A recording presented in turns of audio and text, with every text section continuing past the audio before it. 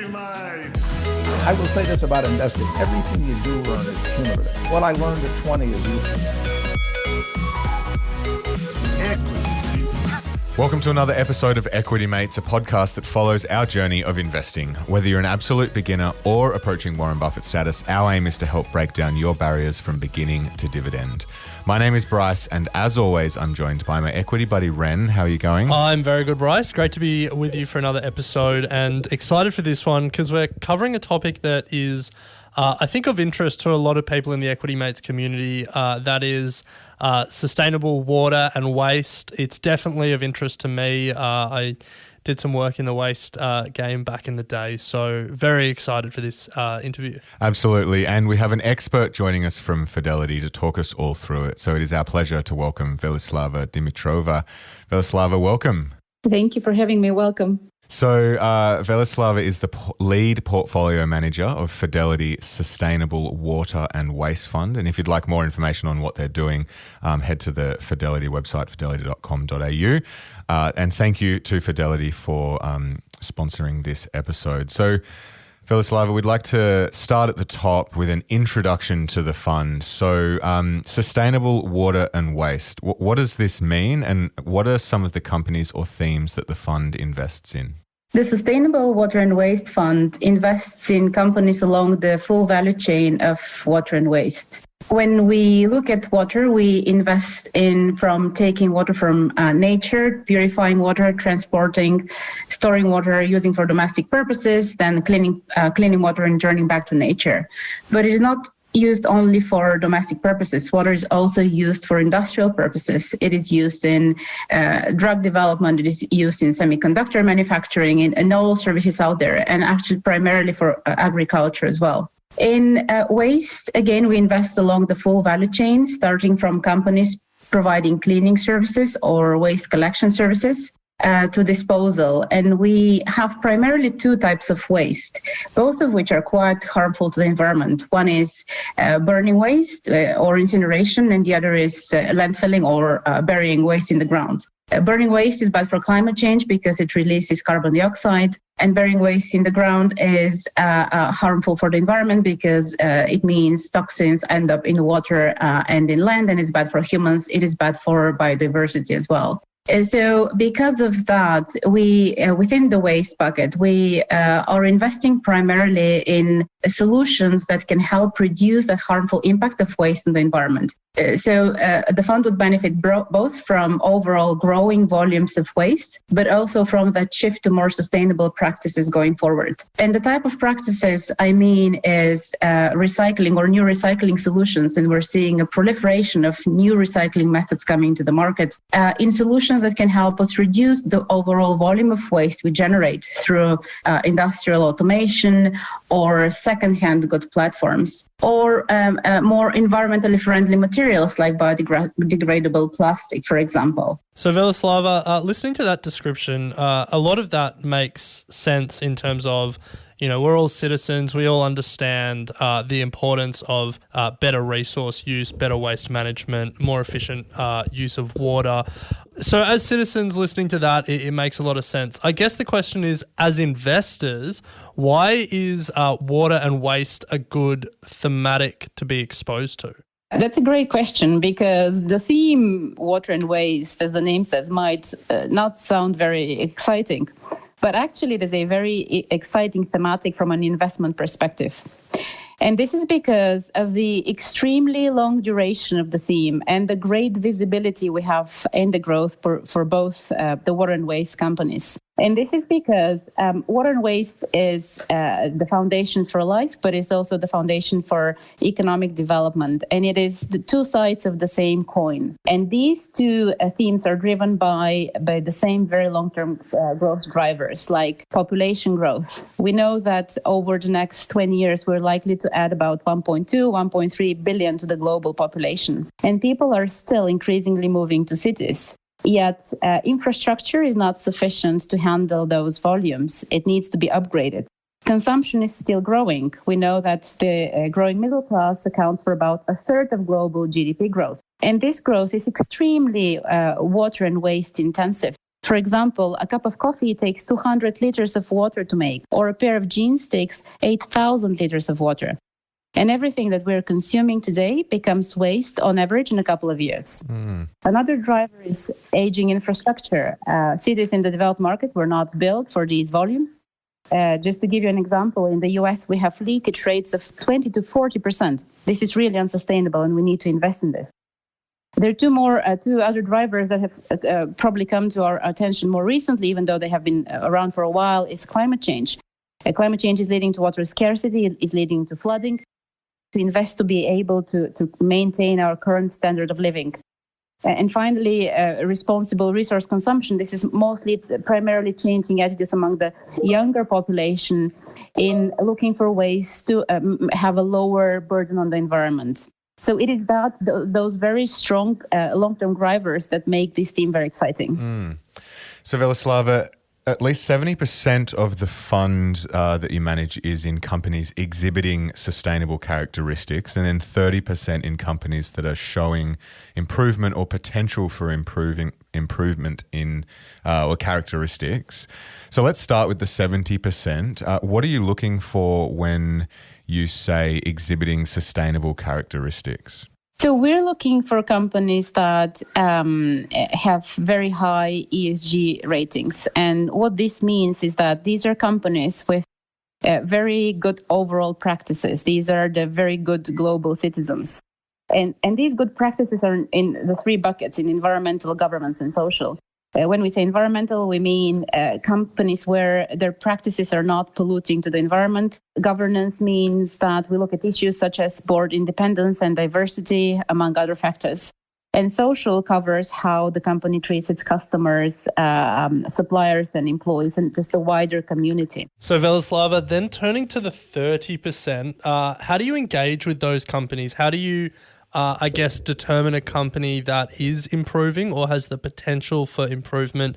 And then how do you and the team at Fidelity actually engage with these companies and try and drive that improvement?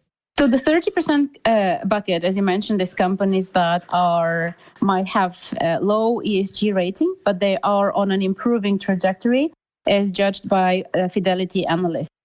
And the basis for that improvement label is what practices the company is currently installing and how it is changing its practices. And if we have sufficient conviction that it's going in the right direction, then we can own that company. But there are some examples where companies are not on an improving trajectory, and those are the companies that we're looking to engage with and hopefully help them improve those practices. So Velislava, when we were thinking about this topic, sustainable water and waste, we really couldn't get past the overall population growth that the world is seeing and what that means for resource use, the amount of waste that's produced, the amount of water that's consumed. Are we just fighting a losing battle with overall population growth? And I guess, what are some of the companies that are on the forefront of fighting this battle and actually overcoming the overall population growth that the world is seeing? If we think about the fundamentals of the companies and whether they're great investments, growing population is very good for them because it means growing volumes. But in terms of sustainability, this is clearly not sustainable. This is why within the fund, particularly within the waste bucket, we are looking to pivoting the fund to what we deem more sustainable practices. Because you're right, burning waste releases carbon dioxide, burying waste in the ground. In some regions, we don't have enough space for this. And secondly, it means chemicals ending up in water and soil, which is very harmful for humans and very harmful for animals and biodiversity. So there are, fortunately, because of regulation and because of changing consumer attitudes, there are new ways of dealing with waste that are emerging, that are more environmentally friendly and can hopefully help us deal with the issue of growing waste because of growing population. And these are methods to reduce the volume of waste, or new recycling methods, or more environmentally friendly materials. So the first bucket I mentioned, reducing the volume of waste, we can achieve this by manufacturing things in a smarter way, by using industrial automation that can help us reduce defects and therefore reduce waste. Or another example is construction software. There's a company that automates construction. Currently, construction is done the way it was done 100 years ago. And there is a lot of error and therefore waste from those errors. Using construction software can reduce this waste by 20 to 30%, which is really material when you think about how much construction waste there is. It accounts for about 40% of all urban waste, so significant room for reducing waste. Another example is second-hand good platforms, just people buying things that have already been used, and this extends the life of the product and reduces the amount of virgin materials we need. Just out of interest, Velislava, what's the specific construction company you're talking about? Sounds pretty interesting. It'd be great to get a name if we can. The name of the company is Autodesk. This is the largest provider of construction automation software. Yeah. We know Autodesk. We've come across that a couple of times on our investing journey over the years. So, yeah, good name. Let's continue the chat around waste management. Are you able to introduce the concept of a circular economy and explain what it is? So circular economy is just a vision. This is where we would like the economy to go into over the next years and decades, which will significantly reduce our burden environment. It is a concept of sustaining economic growth without consuming incremental resources from nature, or at least limiting that use of virgin materials. It is managing the end stage of the life of the product in a way that materials that have gone into the product can be extracted and used as raw materials. When it comes to water, it is purifying water and reusing water rather than using water from nature. But we're in the very early stages of this. This is where regulation is likely to take us, but it is very early. It seems to be the buzzword or like their goal in a lot of waste companies. You know, you read their corporate material, their investor updates, their annual reports, and the circular economy is definitely mentioned a lot. And it feels like more and more with the increasing focus on climate change and resource use that more and more government intervention is coming and trying to make the circular economy a thing. In terms of other important trends or I guess emerging technologies that are emerging in the waste space, are there any that we should be aware of as potential investors in the industry? Yes, there are. Actually, we have been looking at this for years now, and there are a lot of very exciting technologies. But like everything new, we need to be careful because not all of them are proven and to work at scale. But still, some of them are very, very exciting. An example of that will be your previous point about circular economy. Particularly within Europe, regulation is becoming tougher increasingly, and therefore we're seeing response from the consumer good companies. And it is getting tougher around the recyclability of plastic that companies are using in their packaging or the percentage of recycled plastic. And because of that, and because of changing consumer attitudes as well, we're seeing companies coming to the market with new recycling technologies. So currently, penetration of recycling globally is only at around 8 to 9%, which is why we have all these articles about plastic ending up in the ocean and killing animals. And it is at such a low level because the technology doesn't exist. We can recycle plastic through mechanical recycling, which is not ideal because the end product cannot be used for the same purposes as virgin plastic. It smells, it has this ugly color. So we need new methods to recycle. And there are companies coming to the market that can do chemical recycling. And chemical recycling actually allows you to have a product that is very similar to the virgin plastic and used for all sorts of applications. Another example would be a very interesting company called RenewCell that is able to recycle cotton in clothing. Currently, this is not really recycled and clothing ends up on landfills. But this company can recycle cotton up to 7 times, which materially reduces both water that's used for growing cotton and just overall volumes of new cotton as well. Another example is, as I mentioned earlier, second-hand good platforms. These are platforms that you can sell old clothes or anything really. It would be also biodegradable plastic. There are companies that can make plastic biodegradable in the environment, not needing industrial composting. So these are very, very exciting technologies, but some of them are very early stage. That global penetration of recycling was pretty alarming, 8%. I thought it would have been much higher than that, but plenty of work to do. Velislava, let's turn our attention to the water side. When we think of water sustainability, we think about water scarcity and, inadequate sanitation. Are there any other issues that you think we should be aware of? So in addition to water scarcity, climate change is leading to extreme flooding as well.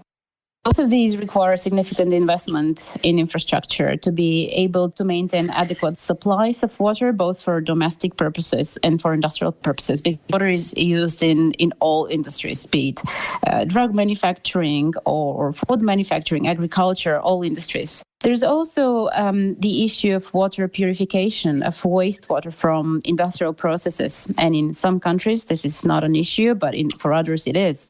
And volumes are also growing because of increasing use of chemicals. There's also another issue of water pollution with what we call forever chemicals. These are called forever chemicals because they last extremely long time in nature. They don't biodegrade very quickly. And they're found in water, they're found in soil, but also because of their broad use, it is found also in blood of people and animals all over the world. And at present, at very low level, in a range of food products as well. And scientific studies have actually shown that these chemicals are linked to very harmful health effects in animals and humans. Because of that, one of these chemicals is called PFAS. It has garnered lots of headlines in the US. The current infrastructure bill has a provision for significant funding for cleaning up PFAS contamination in land and soil. So lots of issues there. Yeah. So Velislava, where Bryce and I are recording from Australia, and a key issue that we see when it comes to water in Australia is the balance between water scarcity, I guess, and water for agriculture. And I imagine this is the key issue all around the world.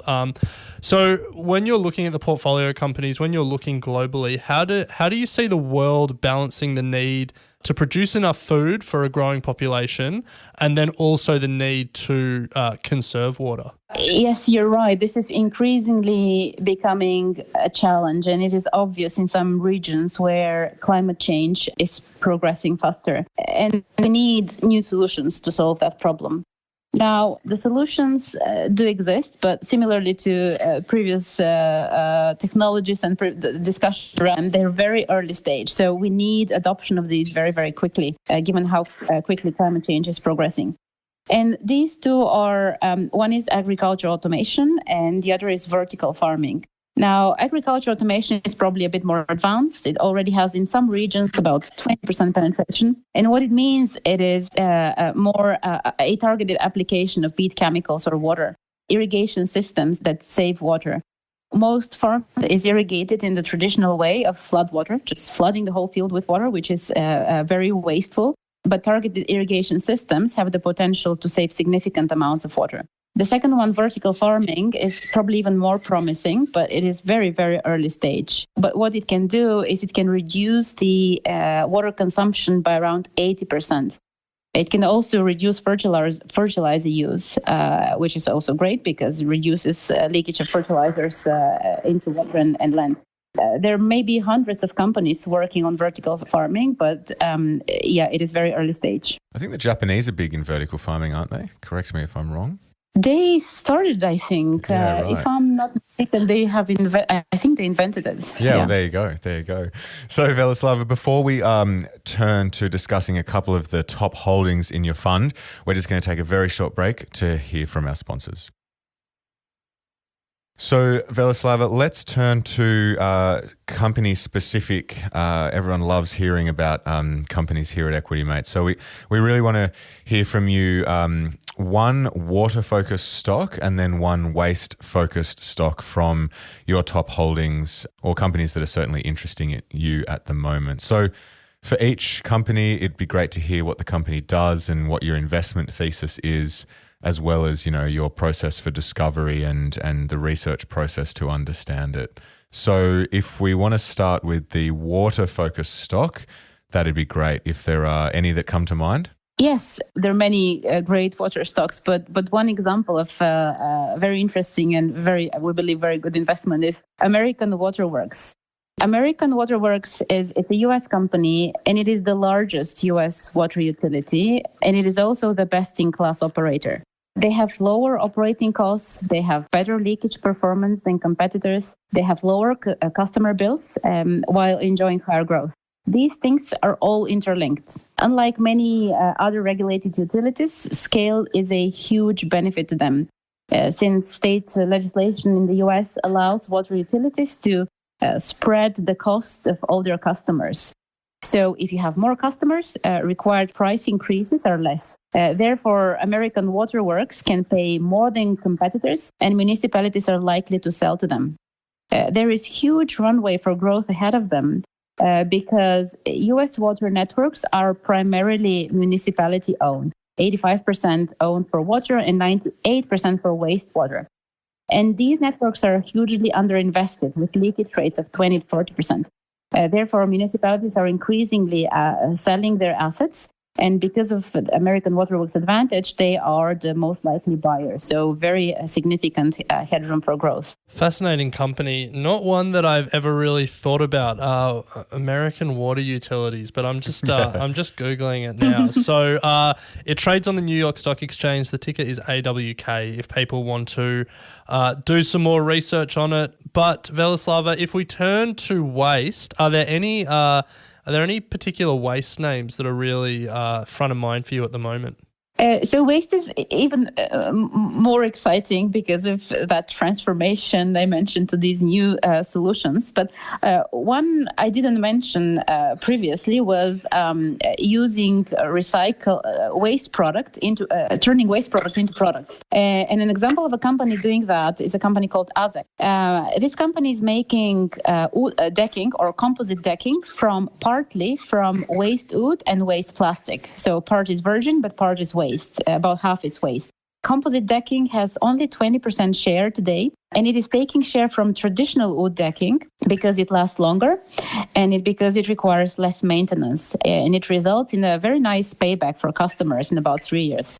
AZEC are the number 2 player in the market, but the industry structure is very attractive and pricing is rational. The reason we prefer the number 2 is because number 1 is significantly more expensive. The top 3 players have 90% market share. We really like markets that are very consolidated because pricing is significantly better. Demand is very strong, and capacity addition in this industry are very modular. So you can react quickly to increasing supply. You don't have the problem of flooding the market with significant supply and affecting prices. And the company has very high returns on capital. AZEC's strategy is actually to increase further the percentage of recycled content from 50 to 75%, which actually will increase their margins because you're paying less for waste, basically, than you're paying for virgin materials. So that was AZEC, also trades on the New York Stock Exchange, ticker AZEK.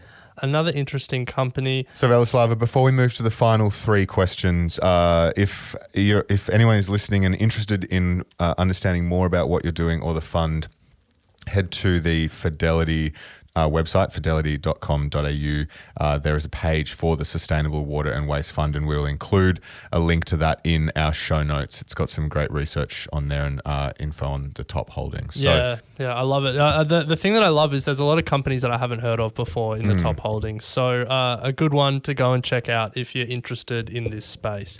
So we'll get stuck into the final couple of questions now. And Velislava, one that we love to ask every expert, forget, valuation or what they're trading at now, just purely based on the company and what it does. What's the best company you've ever come across? That's an interesting question because there are very interesting companies out there. And usually we find these where you have high barriers to entry. Be it scale or brand or some technological advantage. Because if you have very strong brand, it allows you to grow at significantly lower investment than if you are in a very capital-intensive industry. If you franchise, like, for example, McDonald's, similar thing, you can grow at a very low investment. But maybe one example I would give is a company called ANSYS. This is a company that makes multi-physics simulation software for various applications. They're used in car production, autonomous vehicles, aviation, 5G, many others. And barriers to entry are extremely high and competition very low because they employ many PhDs. And it's a business that is extremely difficult to replicate what they have done. This means that basically they have very fast growing and applications to themselves with very limited competition. We really like these type of companies because it allows you to have the volume growth, but also pricing on top of this. Because very often where you have strong volume growth, you have high competition, pricing erosion, and you don't really generate significant value, whereas ANSYS can do that. Yeah, love that. Never heard of that company before, but I've just Googled it. It looks fascinating, so I'll definitely put it on my watch list. For those playing along at home, it trades on the NASDAQ, ticker ANSS. And then final question, Velislava, that we like to end every interview with. If you think back to your younger self when you were just starting out in the world of finance and investing, what advice would you give to your younger self? I would think very hard about what you're good at and what you're also passionate about. Because if you can integrate these two in what you're doing for a living, combining work and passion means that you will be fulfilled every day. But also, I have a second one, I guess, and it's start investing early. Start investing your savings very early. The power of compounding is hugely underestimated. If you start in your 20s, it's a significant difference as compared to if you start in your 40s. Yeah. So start investing early. Yeah, I love that. It's not surprising how many experts say that is the piece of advice that they would give their younger self. Just get in the markets. Get in the markets as soon as possible. And I think it's a great message to finish on. So thank you so much for your time, Velislava. As I said, it's a very important and in-demand topic is sustainability, and you've certainly provided us with some interesting companies that not all of us had heard of before. So appreciate your time and all the best. Thank you. Thank you for having me. Hey, thanks for listening to this episode of Equity Mates. We love hearing from you, so drop us a line at contact@equitymates.com, or even better, go to your podcast player and leave a 5-star review. Also, a reminder that the Equity Mates content train doesn't stop when you've run out of episodes to binge. We've got a brand new website, a Facebook discussion group. We're on Instagram, YouTube, and slowly making our way as an influencer on TikTok. Well, that's Ren. So come and say hello and join the community. We'd love to welcome you. Until next time. Equity Mates Investing Podcast is a product of Equity Mates Media. All information in this podcast is for education and entertainment purposes only. Equity Mates gives listeners access to information and educational content provided by a range of financial service professionals. It is not intended as a substitute for professional finance, legal, or tax advice. The hosts of Equity Mates Investing Podcast are not financial professionals and are not aware of your personal financial circumstances. Equity Mates Media does not operate under an Australian Financial Services Licence and relies on the exemption available under the Corporations Act 2001 in respect of any information or advice given. Before making any financial decisions, you should read the product disclosure statement and, if necessary, consult a licensed financial professional. Do not take financial advice from a podcast or video. For more information, head to the disclaimer page on the Equity Mates website, where you can find ASIC resources and find a registered financial professional near you. In the spirit of reconciliation, Equity Mates Media and the hosts of Equity Mates Investing Podcast acknowledge the traditional custodians of country throughout Australia and their connections to land, sea and community. We pay our respects to their elders, past and present, and extend that respect to all Aboriginal and Torres Strait Islander people today.